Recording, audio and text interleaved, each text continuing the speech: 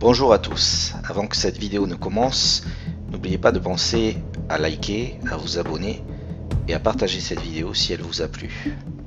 Cela permet de récompenser les heures passées à travailler sur la traduction, le montage et les recherches afin que vous puissiez bénéficier de ces histoires qui sont très méconnues ici même en France.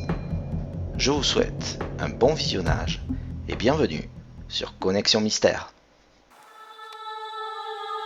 Pourquoi n'ai-je jamais rien vu? Les grandes personnes ne savent plus croire.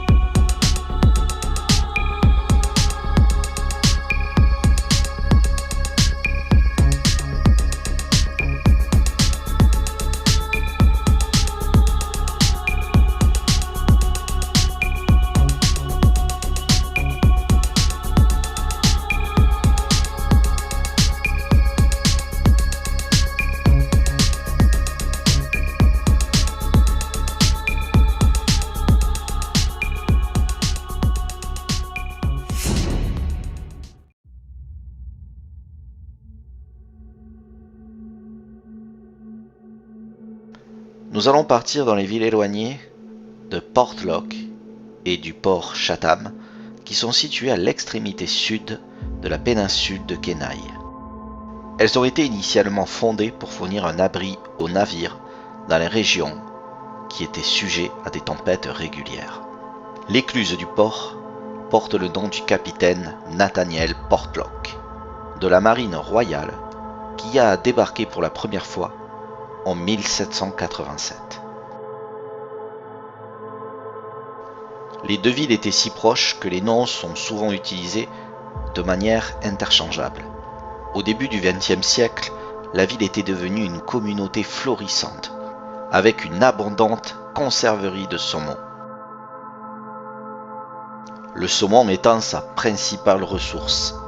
En 1921, une partie de l'écluse était devenue si grande que le gouvernement américain l'a officiellement doté de son propre bureau de poste. La péninsule de Kenai était si éloignée que le seul moyen d'y accéder était par bateau ou par hydravion. Dotée d'un abondant approvisionnement en ressources, la communauté a vécu une expansion rapide, qui de ce fait a attiré de plus en plus de colons. Ce qui a donné suite à des camps miniers nommés Chrome, situés à environ 26 km au nord des prospecteurs de Portlock. La plupart des personnes qui vivaient là-bas étaient un mélange d'esquimaux et de descendants russes. Les gens étaient assez réservés et laissaient peu de temps pour la fantaisie. C'étaient des personnes fortes. Ils faisaient pas semblant. Les histoires que je vais vous raconter ont commencé à se répandre dès les toutes premières années de la colonisation. Et les choses se sont empirées en 1930. Et cela a continué tout au long des années de la Seconde Guerre mondiale, jusqu'au jour où la population de Portlock abandonnèrent la ville pour déménager dans les villages environnants, comme Port Graham et Namolek. Mais pourquoi sont-ils partis ?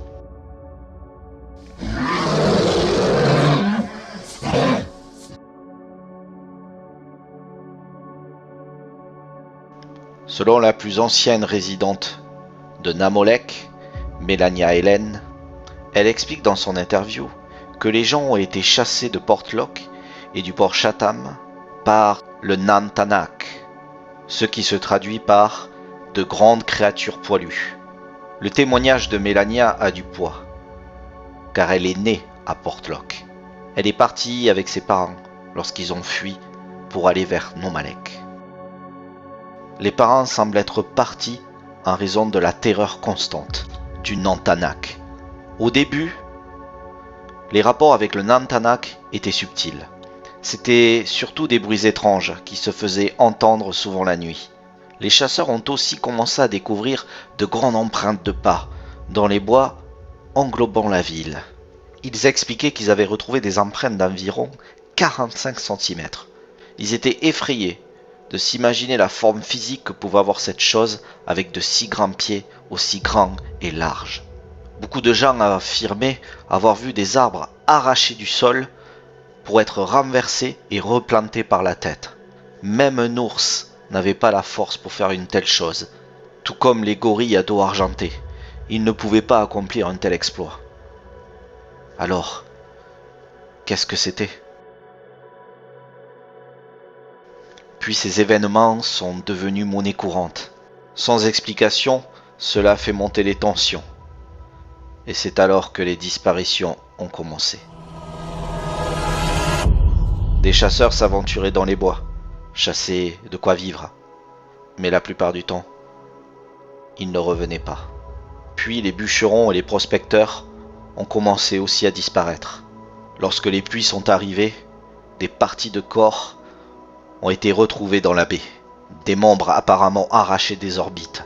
Les dommages infligés aux parties du corps n'étaient pas compatibles avec l'action de déchirure d'un grizzly ou d'un autre animal. Cela semblait être dû à une force colossale, et ça pouvait même littéralement séparer le corps d'une personne en deux.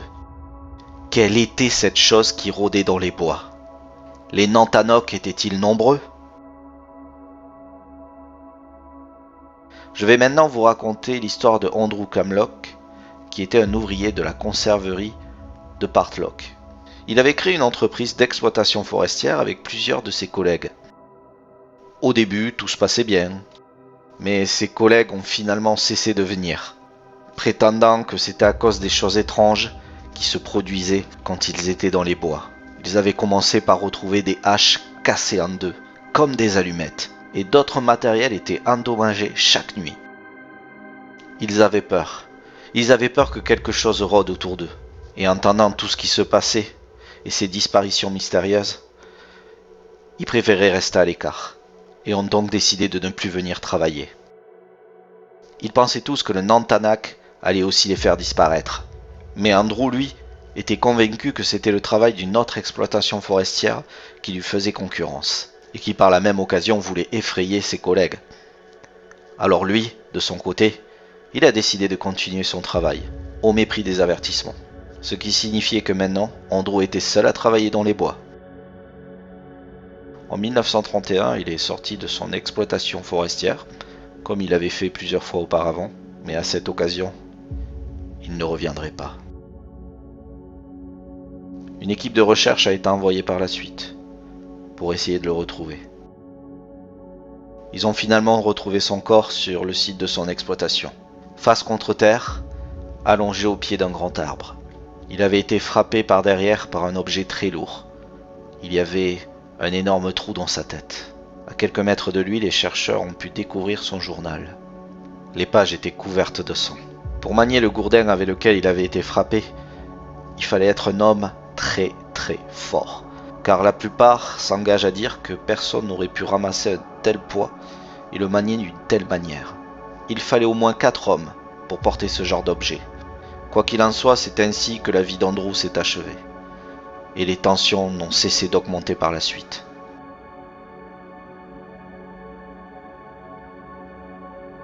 Un propriétaire de scierie, Tom Larson, qui travaillait dans le bois, il prenait aussi le temps de réparer les pièges à pêche pour gagner sa vie. Puis un jour, en marchant sur la plage, il repéra une grande silhouette poilue devant lui. Il le fixa intensément. Larson remarqua qu'il était tout nu, mais ce n'était absolument pas un ours. Il ressemblait à un humain, mais tellement plus grand. Dans la panique, il a couru vers la maison pour aller chercher son fusil. Quand il est revenu, la créature se tenait toujours là. Cette créature semblait le regarder attentivement pour savoir ce qu'il allait faire avec son fusil. Larson a préféré faire des sommations. Il avait du mal à tirer, à vouloir faire feu, car cette chose qui se tenait devant lui ressemblait à un humain, mais beaucoup plus grand, plus poilu et plus fort. Il n'avait jamais vu une chose pareille de toute sa vie. Puis la bête s'est retournée, et elle est partie en courant et a disparu dans les bois. Larson n'a jamais tiré, Il n'a pas pu appuyer car le regard de cette créature ressemblait à un regard humain.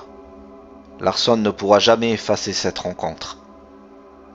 Il continuera de s'en rappeler toute sa vie. Nous allons partir maintenant découvrir l'histoire de Petka, qui habitait une maison loin de la ville. Une nuit, il a été réveillé par des étranges bruits, mais aussi des hurlements. Curieux et inquiet, il a décidé de se lever pour aller voir ce que c'était. Mais avant de sortir, il attrapa son fusil de chasse. Une fois sorti à l'extérieur, avec une torche à la main, immédiatement, il put voir en face lui une silhouette volumineuse qui a émergé de l'obscurité. Petka a dit qu'elle était couverte de poils, de cheveux. Puis cette bête s'est dirigée vers Petka, hurlant et en criant de la même manière, qui avait attiré l'attention de Petka. Petka leva son arme et essaya de viser. Mais avant qu'il ne puisse tirer, cette énorme créature est arrivée vers lui à une vitesse fulgurante. Elle a arraché son fusil de chasse de ses mains, puis elle a soulevé dans les airs. Quel genre de créature peut arriver à faire une telle chose ? Elle s'amusa avec lui comme une poupée de chiffon. Une fois Petka au sol, elle est retournée dans les bois. Elle a disparu dans l'obscurité. Ceci dit, même avec son corps brisé, Petka a réussi à aller jusqu'à sa péniche. Mais il était incapable de diriger le bateau. Il s'est donc échoué au cours de la nuit. Le lendemain matin, la péniche a été retrouvée par un groupe de chasseurs, sur le bord des rives du fleuve Yukon. Ils ont noté avec une certaine horreur des traces de sang partout à l'intérieur du bateau. Ils ont pu retrouver Petka, qui était à peine en vie. Il était seulement capable de chuchoter. Il a raconté aux chasseurs ce qui lui était arrivé. Il a expliqué que là-bas, il y avait quelque chose qui rôdait dans les bois. Étant sérieusement blessé, il est mort juste après avoir pu raconter son histoire. Le médecin qui a examiné son corps a été frappé par les blessures de l'homme. Il n'a pas pu déterminer quel genre d'animal était capable d'infliger autant de blessures sévères, ainsi que des dommages internes aussi graves. Peu de temps après, un chasseur renommé et respecté est sorti dans les bois pour vérifier ses pièges, car il y avait de fortes chutes de neige au moment où il a décidé d'emmener son traîneau. Ses chiens étaient avec lui. Il était tard dans la soirée quand il avait fini son travail. Plutôt que de risquer de rentrer en ville dans la nuit, il a préféré ramasser du bois, il a allumé un feu de camp et s'est installé prêt à dormir. Pendant qu'il mangeait un cookie et se cuisinait une soupe, il a entendu des bruits derrière lui. En se retournant, une grosse créature poilue s'est jetée sur lui et l'a attaqué sauvagement.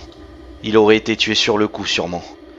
Mais il a été sauvé par ses chiens qui ont commencé à sauter sur cette créature pour l'attaquer.